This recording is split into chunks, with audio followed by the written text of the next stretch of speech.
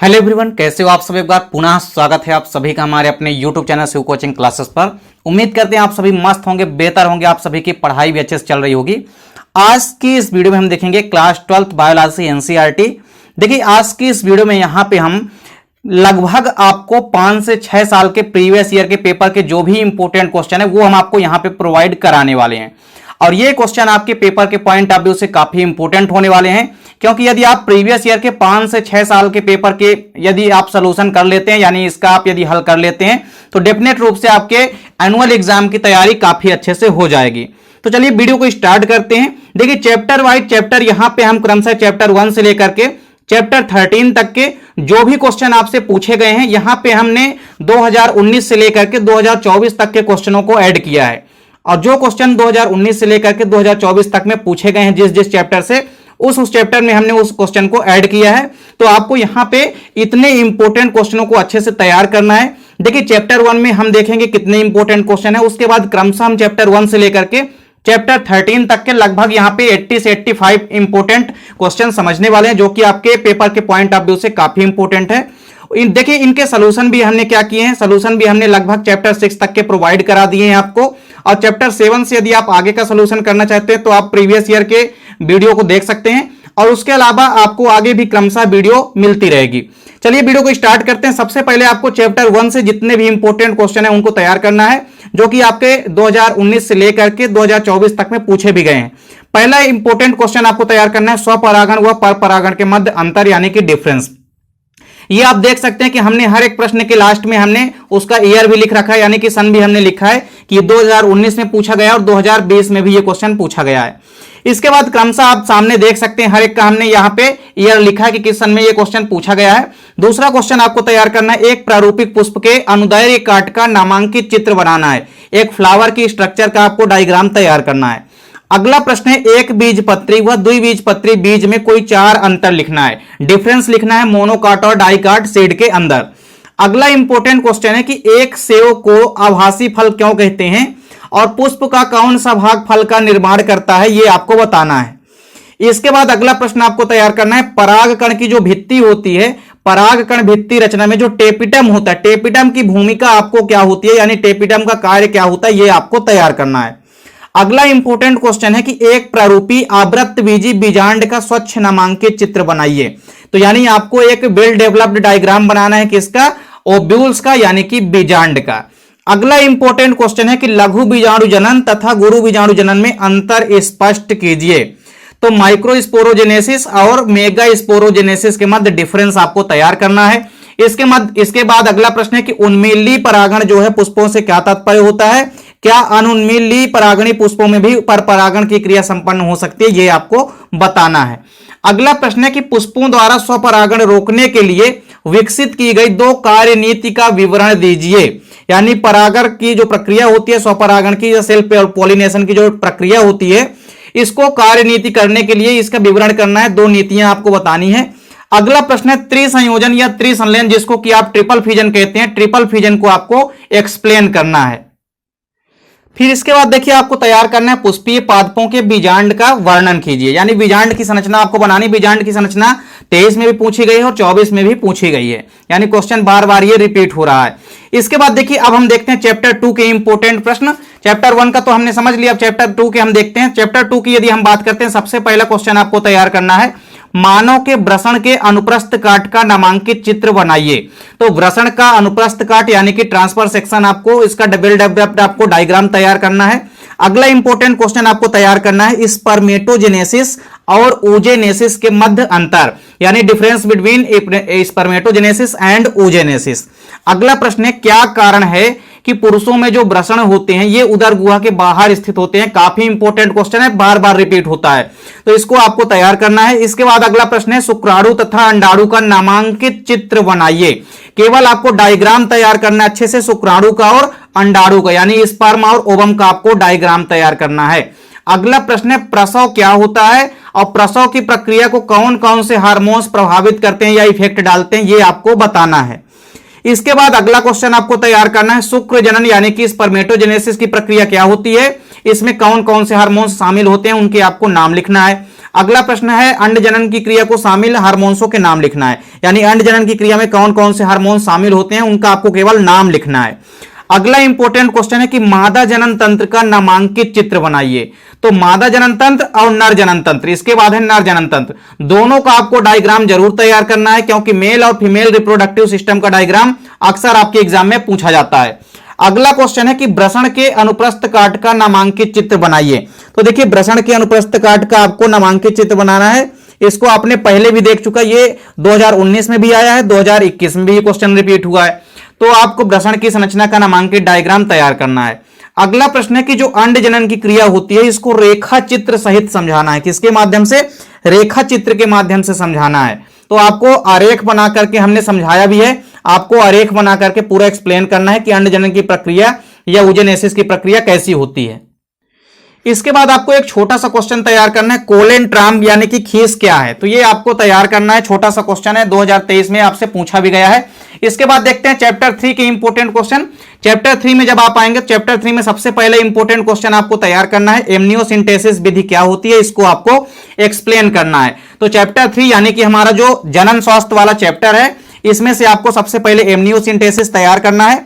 इसके बाद दूसरा इंपॉर्टेंट क्वेश्चन आपको तैयार करना है, चिकित्सीय गर्भ समापन यानी कि एमटीपी क्या होती है, मेडिकल टर्मिनेंस ऑफ प्रेगनेंसी क्या है, इसको आपको एक्सप्लेन करना है। अगला प्रश्न है टेस्ट ट्यूब बेबी क्या है, इसको आपको समझाना है, यानी कि परख नली शिशु या टेस्ट ट्यूब बेबी क्या होती है। इसके बाद अगला इंपॉर्टेंट क्वेश्चन है एड्स के बारे में। तो एड्स रोग क्या होता है, इसके वाहक, कारक, इसका पूरा नाम, इसके रोगजनक का नाम, इसके रोकथाम के उपाय, ये आपको सभी के सभी तैयार करना है, क्योंकि कुछ भी आपसे पूछा जा सकता है। इसके बाद अगला इंपॉर्टेंट क्वेश्चन है यौन संचरित रोग जो होते हैं वो बिना यौन क्रियाओं के भी फैल सकते हैं या नहीं, और यदि फैल सकते हैं तो कैसे फैल सकते हैं। ये क्वेश्चन का इंपॉर्टेंट क्वेश्चन है, 2023 में पूछा भी गया है, तो इसको आपको तैयार करना है। अगला क्वेश्चन है कि यौन संचरित जो संक्रमण होता है उसमें स्वास्थ्य समाज के लिए क्या खतरा हो सकता है या नहीं। तो यौन संचरित जो रोग होते हैं ये स्वास्थ्य समाज के लिए खतरा क्यों है, ये आपको कारण बताना है। यौन संक्रमित रोग वैसे भी खतरनाक है, तो इसके खतरे होने का कारण क्या है, ये आपको बताना है। अगला इंपॉर्टेंट क्वेश्चन है कि मानव जनसंख्या वृद्धि के सामाजिक कारण लिखिए, यानी जनसंख्या वृद्धि कैसे होती है, इसके क्या क्या कारण है, ये आपको एक्सप्लेन करना है। चैप्टर 4 देखिए आपका काफी इंपॉर्टेंट रहने वाला है, क्योंकि चैप्टर 4 से बहुत सारे क्वेश्चन पूछे जाते हैं। चैप्टर 4 यानी कि जेनेटिक्स वैसे भी काफी इंपॉर्टेंट चैप्टर, जिसमें से हमेशा क्वेश्चन पूछे जाते हैं। जेनेटिक्स से आपको सबसे पहले तैयार करना है एक संकर क्रॉस का प्रयोग करते हुए प्रभाविता नियम को समझाइए, यानी प्रभाविता का नियम आपको तैयार करना है। साथ ही अलग से आपसे पूछा जा सकता है कि एक संकर संकरण या एक संकर क्रॉस क्या होता है। अगला क्वेश्चन है जीनोटाइप व फिनोटाइप के मध्य अंतर, यानी डिफरेंस तैयार करना है आपको, जीन प्रारूप व लक्षण प्रारूप के मध्य। अगला क्वेश्चन है मेंडल के स्वतंत्र अव्यूहन नियम को समझाइए। तो मेंडल का लॉ ऑफ इंडिपेंडेंट असॉर्टमेंट क्या होता है, ये आपको तैयार करना है। इसके बाद अगला प्रश्न है कि हीमोफीलिया की वंशागति कैसी होती है। हीमोफीलिया की कोई भी वंशागति आपसे पूछी जा सकती है। इसके अलावा जो वर्णांधता होती है इसकी वंशागति आपको तैयार करनी है, क्योंकि दोनों में से कोई ना कोई वंशागति जरूर एग्जाम में पूछी जाती है। अगला प्रश्न है उत्परिवर्तन किसे कहते हैं, यानी म्यूटेशन क्या है, इसको आपको तैयार करना है। इसके बाद अगला क्वेश्चन है संलग्नता को परिभाषित करिए। संलग्नता की परिभाषा आपको लिखनी है, डेफिनेशन लिखनी है, यानी लिंकेज क्या होता है ये आपको एक्सप्लेन करना है। अगला इंपॉर्टेंट क्वेश्चन है कि बिंदु उत्परिवर्तन क्या है, इसका उदाहरण दीजिए, ये 2024 में पूछा भी गया है। अगला प्रश्न है कि नर यानी कि जो मानव होता है, नर मानव हीमोफीलिया जीन को पुत्र में नहीं पहुंचा सकता, क्यों, इसका आपको कारण बताना है कि जो नर मानव होता है ये हीमोफीलिया जीन को पुत्र में कभी नहीं पहुंचा सकता है, क्यों। इसके बाद देखिए अगला इंपॉर्टेंट क्वेश्चन है सह प्रभाविता किसे कहते हैं, उदाहरण देकर समझाइए। आप पढ़े हैं ये मेंडल के नियम का अपवाद है, इसको आपको तैयार करना है। अगला इंपॉर्टेंट क्वेश्चन है एकल संकर क्रॉस क्या है, रेखा चित्र द्वारा समझाइए। तो एक संकर संकरण क्या होता है, रेखा चित्र द्वारा इसको आपको तैयार करना है। अगला क्वेश्चन है उत्परिवर्तन किसे कहते हैं, 2 बार हो गया, इसको हमने पहले भी लिखा है आपको, ये 21 में भी आया है और 22 में भी आया है, इसलिए यहां पे 2 बार लिख गया है। इसके बाद अगला इंपॉर्टेंट क्वेश्चन आपको तैयार करना है कि मेंडल के स्वतंत्र अव्यूहन नियम को समझाइए। तो देखिए मेंडल का स्वतंत्र अव्यूहन का नियम आपका 2 बार आया है, यानी स्वतंत्र अव्यूहन का नियम आपका 19, 22, 23 और 21 में भी पूछा गया। तो ये काफी इंपॉर्टेंट क्वेश्चन है, यानी मेंडल के नियम में से आपको कोई ना कोई क्वेश्चन एग्जाम में जरूर देखने को मिलेगा। इसके बाद आपको तैयार करना है मनुष्य में लिंग का निर्धारण, यानी कि सेक्स का डिटर्मिनेशन कैसे होता है, ये आपको तैयार करना है। इसके बाद अगला इंपॉर्टेंट क्वेश्चन है समयुग्मजीव व विषमयुग्मजीव में अंतर, यानी कि डिफरेंस आपको तैयार करना है। ये क्वेश्चन भी पूछा गया 2021 में, इसको भी आपको तैयार करना है। अगला इंपॉर्टेंट क्वेश्चन है कि पृथक्करण के नियम को समझाते हुए युग्मकों की शुद्धता के नियम को समझाइए।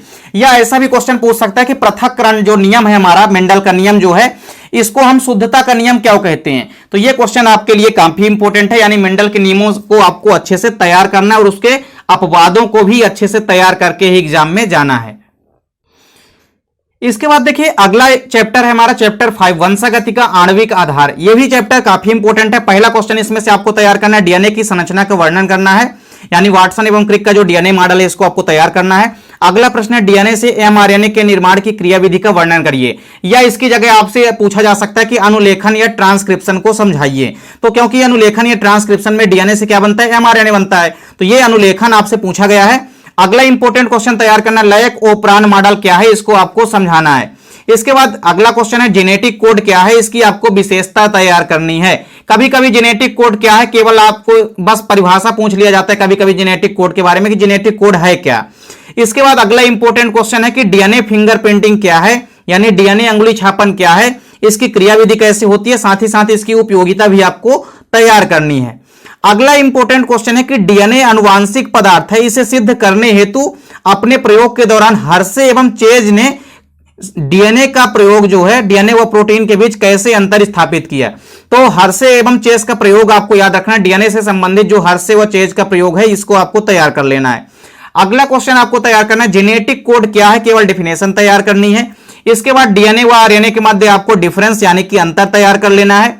एमआरएनए में किस प्रकार से टीआरएनए भिन्न होता है, यानी एमआरएनए से जो टीआरएनए होता है ट्रांसफर आरएनए होता है, ये आपस में कैसे भिन्न होते हैं एक दूसरे से, इसको आपको तैयार करना है। अगला क्वेश्चन है कि एक्सान की किसी एक कार्य का वर्णन कीजिए। आप ट्रांसक्रिप्शन जब पढ़े हैं तो उसमें आपने देखे हैं कि एक्सान और इंट्रॉन दोनों होते हैं, तो एक्सान का कार्य क्या होता है ये आपको तैयार करना है। अगला प्रश्न है कि लक्षण प्ररूपी अनुकूलन को परिभाषित कीजिए। लक्षण प्ररूपी अनुकूलन क्या होता है इसको आपको तैयार करना है। इसके बाद अगला क्वेश्चन आपको तैयार करना है आरएनए क्या है और आरएनए के प्रकारों को, यानी कि आरएनए के जो भी टाइप्स हैं उनको भी आपको तैयार करना है। इसके बाद चैप्टर 6 में आ जाते हैं। चैप्टर 6 भी काफी इंपॉर्टेंट रहने वाला है, इसमें से छोटे छोटे क्वेश्चन कई सारे पूछे जा सकते हैं आपके एग्जाम में। हालांकि चैप्टर 4 और 5 से ज्यादा क्वेश्चन आते हैं इस यूनिट से, 6 से बहुत कम ही क्वेश्चन आते हैं, पर आपको कुछ इंपॉर्टेंट क्वेश्चन है जिनको की तैयार कर लेना है, जो कि पेपर में ईयरली पिछले साल में पूछे भी गए हैं। तो सबसे पहला क्वेश्चन आपको तैयार करना है समवृत्तिता क्या होती है। देखिए समवृत्तिता को हम कहते हैं समवृत्ति अंग जो होते हैं उनसे ही बना है समवृत्तिता। तो समवृत्तिता क्या होती है ये आपसे पूछा भी गया है 2019 के अंदर। इसके अलावा समजात अंग क्या होते हैं ये भी अलग क्वेश्चन है, इसको भी आपको पूछा जा चुका है एक बार, तो इसको भी आपको तैयार करना है। अगला क्वेश्चन है समजात व समवृत्ति अंगों में अंतर यानी कि डिफरेंस आपको तैयार करना है। इसके बाद आपको लयमार्कवाद व नव लयमार्कवाद के मध्य डिफरेंस या अंतर तैयार कर लेना है। अगला इंपॉर्टेंट क्वेश्चन है कि मिलर एवं यूरो के प्रयोग का केवल और केवल नामांकित डायग्राम आपको तैयार करना है। इसके बाद अगला इंपॉर्टेंट क्वेश्चन है कि अनुकूली विकिरण क्या है, इसको उदाहरण सहित आपको समझाना है। साथ ही साथ हार्डी विनबर्ग नियम क्या होता है इसको भी आपको तैयार करना है। और इसके अलावा बाह्य ओस्मी और आंतरोस्मी क्या होती है इसमें आपको डिफरेंस तैयार कर लेना है, यानी कि इसमें आपको एक अंतर तैयार कर लेना है। फिर इसके बाद देखिए चैप्टर 7 से आपको कौन कौन से क्वेश्चन तैयार करना है। पहला है एलर्जी क्या है, इसके प्रमुख कारण क्या होते हैं ये आपको तैयार करना है। इसके बाद अगला प्रश्न है औषधि व्यसन क्या होती है, इसके प्रमुख कारण क्या होते हैं, कारण आपको तैयार करना है, यानी व्यसन क्या होता है औषधि व्यसन। देखिए व्यसन अलग है और औषधि व्यसन में थोड़ा सा डिफरेंस है, तो औषधि व्यसन क्या है इसके कारण आपको लिखना है। अगला इंपॉर्टेंट क्वेश्चन है कि उपार्जित व सहज प्रतिरक्षा में अंतर लिखना है। सहज प्रतिरक्षा और उपार्जित प्रतिरक्षा के मध्य डिफरेंस आपको तैयार करना है। इसके बाद एक प्रतिरक्षी अणु यानी कि एंटीबॉडी की स्ट्रक्चर कैसी होती है इसका आपको एक स्ट्रक्चर तैयार करना है। अगला क्वेश्चन है कि एड्स क्या होता है, ये तो आपने चैप्टर 4 में भी देख लिया है। इसके बाद अगला इंपॉर्टेंट क्वेश्चन आपको तैयार करना है प्लाज्मोडियम जो होता है, जो कि मलेरिया के लिए बेसिकली इंपॉर्टेंट होता है। तो मलेरिया फैलाने में प्लाज्मोडियम की अहम भूमिका होती है। इसके जीवन चक्र यानी कि लाइफ साइकिल कैसी होती है उसका सचित्र वर्णन करना है। अगला इंपॉर्टेंट क्वेश्चन है प्रतिजन क्या है, प्रतिजन के सामान्य लक्षण लिखना है। प्रतिजन को हम बोलते हैं एंटीजन, एंटीजन के आपको सामान्य लक्षण तैयार करना है। अगला क्वेश्चन आपको तैयार करना है कैंसर रोग क्या होता है, इस रोग के प्रमुख लक्षण व कारण आपको तैयार करना है। इसके बाद अगला क्वेश्चन है व्यसन या एडिक्शन क्या होता है, इसके प्रमुख कारण आपको तैयार करना है। इसके बाद अगला प्रश्न है कि आपके विचार में किशोर को एल्कोहल या ड्रग के सेवन के लिए क्या प्रेरित करता है और इससे कैसे बचा जा सकता है। आपको अपने अनुसार यह बताना है कि किसी भी किशोर को या किसी भी लड़कों को यदि हम बात करते हैं अल्कोहल या ड्रग के सेवन के लिए कौन प्रेरित करता है, ऐसी क्या चीज है जो प्रेरित कर देती है, उन्हें पीने के लिए मजबूर कर देती है, इससे कैसे बचा जा सकता है ये आपको बताना है। अगला प्रश्न है कि प्रतिजैविक के 3 लक्षण लिखना है। तो प्रतिजैविक या एंटीबायोटिक के आपको 3 जनरल कैरेक्टरिस्टिक्स तैयार करना है। इसके बाद आपको देखना है कि चैप्टर 8 से कौन कौन से क्वेश्चन पूछे गए हैं। सबसे पहला क्वेश्चन है कि खाद्य एवं जैव उर्वरक में कोई 3 अंतर आपको तैयार करना है। इसके बाद अगला प्रश्न है जैविक, यानी कि जैविक को हम बायोलॉजिकल भी कहते हैं, तो बायोलॉजिकल ऑक्सीजन डिमांड यानी कि बीओडी क्या है, या जैविक ऑक्सीजन मांग क्या है, ये क्या होती है, इसको आपको तैयार करना है। अगला क्वेश्चन है कि प्राथमिक तथा द्वितीयक मल उपचार के बीच क्या अंतर या डिफरेंस है, इसको आपको तैयार करना है। नेक्स्ट क्वेश्चन है कि वांछित मल से आप क्या समझते हैं या वहित मल से आप क्या समझते हैं, वहित मल हमारे लिए किस प्रकार से हानिप्रद हो सकते हैं, ये आपको तैयार करना है। इसके बाद अगला इंपॉर्टेंट क्वेश्चन है किन्हीं 2 ऐसे कवक की प्रजातियों के नाम लिखने हैं जो कि प्रतिजैविकों के उत्पादन में अहम भूमिका निभाते हैं। अगला इंपॉर्टेंट क्वेश्चन है कि बायोगैस संयंत्र का आपको स्वच्छ नामांकित चित्र तैयार करना है। इसके बाद इंपॉर्टेंट क्वेश्चन आपको तैयार करना है जैविक पीड़कनाशी व जैव कीटनाशी, या आप ये कह सकते हैं कि जैव पीड़कनाशी एवं रासायनिक पीड़कनाशी में 3 अंतर या डिफरेंस आपको तैयार करना है। इसके बाद सेम वही क्वेश्चन है बीओडी क्या है, जो हमने आपको पहले ही बता दिया, बायोलॉजिकल ऑक्सीजन डिमांड ये क्या होती है, जैविक ऑक्सीजन मांग। अगला क्वेश्चन है जैव उर्वरक जो होते हैं ये सूक्ष्म जीवों की व्यवस्था कीजिए, यानी जैव उर्वरक जो है सूक्ष्म जीवों को किस प्रकार से व्याख्या कर सकते हैं आप, ये आपको एक्सप्लेन करना है। इसके बाद देखिए चैप्टर 9 से कौन कौन से क्वेश्चन आपके पूछे गए हैं। सबसे पहला और इंपॉर्टेंट क्वेश्चन जो कि आपके अक्सर एग्जाम में पूछा जाता है वो है पीसीआर, यानी कि पॉलीमरेज चेन रिएक्शन क्या होती है, इसको आपको विथ डायग्राम तैयार करना है, क्योंकि अक्सर पूछा जाने वाला इंपॉर्टेंट क्वेश्चन है। इस सेकंड क्वेश्चन भी वही है, पीसीआर क्या है, इसका महत्व भी अलग से आपको तैयार कर लेना है, क्योंकि इसकी इंपॉर्टेंस भी एग्जाम में पूछे जा सकते हैं। अगला क्वेश्चन है कि जीन क्लोनिंग से आप क्या समझते हैं और जीन क्लोनिंग का क्या क्या महत्व है, इसकी इंपॉर्टेंस भी आपको तैयार करना है। अगला क्वेश्चन है कि प्लाज्मिड क्या होते हैं, प्लाज्मिड के जितने भी टाइप्स हैं यानी जितने भी प्रकार हैं इनको आपको तैयार कर लेना है। इसके बाद नेक्स्ट क्वेश्चन है कि प्रतिबंधन एंजाइम क्या होते हैं, इनका वर्णन निम्न बिंदुओं के आधार पर आपको करना है। तो कई सारे बिंदु आपसे दिए जा सकते हैं जिनके बारे में आपसे प्रतिबंधन एंजाइम के बारे में पूछा जा सकता है। अगला प्रश्न है आपके सामने कि प्लाज्मिड डीएनए व गुणसूत्रीय डीएनए में आपको अंतर या डिफरेंस तैयार करना है। छोटा सा अंतर या डिफरेंस है जिसको कि आपको तैयार कर लेना है। इसके बाद अगला क्वेश्चन है अनुप्रवाह संसाधन को समझाइए, तो अनुप्रवाह संसाधन क्या होता है, इसको आपको तैयार करना है। इसके बाद अगला क्वेश्चन है कि प्रतिबंधन एंजाइम से आप क्या समझते हैं, ये आपको तैयार करना है, पहले ही हमने इसको आपको करा दिया है। इसके बाद देखिए अगला इंपॉर्टेंट क्वेश्चन है कि पुनर्संयोजन, तो डीएनए का पुनर्संयोजन कैसे होता है, पुनर्योजन डीएनए तकनीक को आपको समझाना है, इसके महत्व भी आपको तैयार करने हैं, साथ ही साथ इसके उपयोग भी आपको तैयार करने हैं। इसके बाद आपको चैप्टर 10 में आ जाना है। चैप्टर 10 से देखिए कौन कौन से क्वेश्चन पूछे जा चुके हैं। तो पहला है जीएमओ, यानी कि इसको हम बोलते हैं जेनेटिक मॉडिफाइड ऑर्गेनिज्म, किसे कहते हैं, इसकी उपयोगिता आपको तैयार करनी है। इसके बाद नेक्स्ट क्वेश्चन छोटा सा है, स्पाइरुलिना क्या होता है, स्पाइरुलिना का आपको आर्थिक महत्व यानी कि इकोनॉमिकल इंपोर्टेंस तैयार करना है। इसके बाद नेक्स्ट इंपोर्टेंट क्वेश्चन है बायोपायरेसी, कई बार क्वेश्चन रिपीट हो रहा है बायोपायरेसी, और इसके बाद आप पढ़ेंगे बायोपोटेंट यानी कि जैव एकाधिकार। दोनों क्वेश्चन आपको तैयार करके एग्जाम में जाना है, क्योंकि बायोपोटेंट और बायोपायरेसिस क्वेश्चन अक्सर एग्जाम में पूछे जाते हैं। अगला क्वेश्चन है गोल्डन राइस यानी कि सुनहरी चावल क्या होती है, ये आपको तैयार करना है। अगला प्रश्न है कि धान के खेतों में साइनोबैक्टीरिया को लाभकारी क्यों माना जाता है, ऐसा क्या होता है जिस कारण से हम साइनोबैक्टीरिया को धान की खेती के लिए लाभप्रद मानते हैं। अगला प्रश्न है स्विस पनीर में बड़े छिद्र क्यों होते हैं, जो स्विस पनीर आती है उसमें बड़े बड़े छिद्र क्यों होते हैं, इसका आपको कारण तैयार करना है। इसके बाद अगला प्रश्न है परजीवी जीवाणु क्या होते हैं, छोटे छोटे क्वेश्चन इस प्रकार से पूछे जाते हैं, परजीवी जीवाणु क्या होते हैं, किसी एक का उदाहरण देकर के आपको चित्र सहित वर्णन करना है। अगला प्रश्न है कि क्राई प्रोटीन क्या है और उस जीव का नाम बताना है जिसके कारण यह क्राई प्रोटीन पैदा होता है। तो क्राई प्रोटीन क्या होती है, इसको आपको तैयार कर लेना है। इसके बाद देखिए चैप्टर 11 में आपको आ जाना है। चैप्टर 11 से बहुत कम ही क्वेश्चन पूछे जाते हैं, पर कुछ इंपॉर्टेंट क्वेश्चन है जो कि आपसे पूछे जाते हैं, छोटे छोटे क्वेश्चन।